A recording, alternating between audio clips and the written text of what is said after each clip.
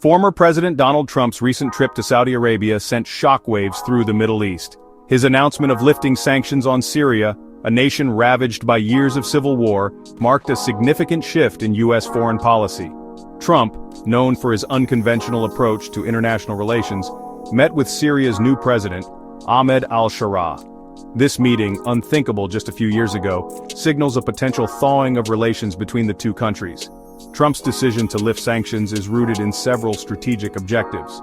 Primarily, he aims to provide Syria with a chance of greatness after a devastating conflict.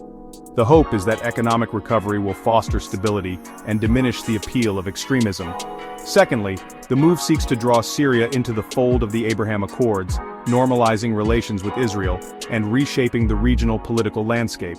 This diplomatic overture, however, has not been without its critics.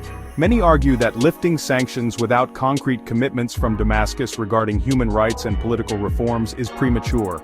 Concerns remain about the potential for renewed conflict and the role of regional actors like Iran and Turkey in Syria's future. In exchange for sanctions relief, Syria has made several enticing offers.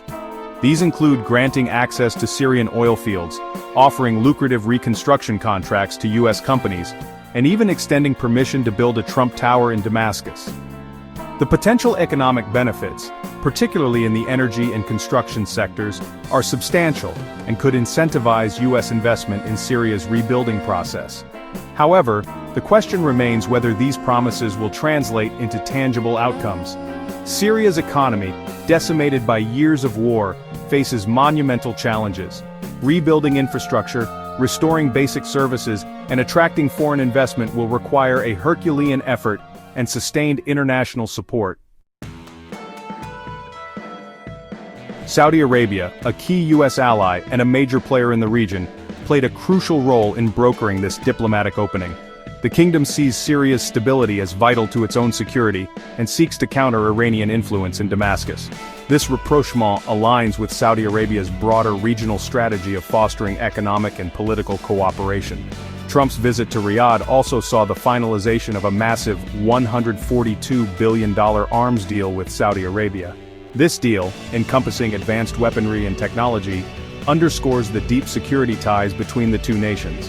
It also highlights the Trump administration's focus on bolstering its alliances in the region, particularly in the face of perceived threats from Iran. The long-term implications of these developments on Middle Eastern politics remain uncertain. While some view it as a potential turning point towards greater stability and cooperation, others remain skeptical.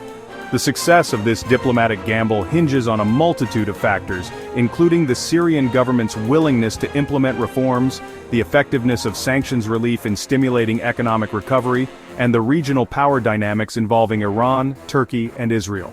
The coming months and years will be crucial in determining whether this gamble pays off, or whether the Middle East will remain mired in conflict and instability.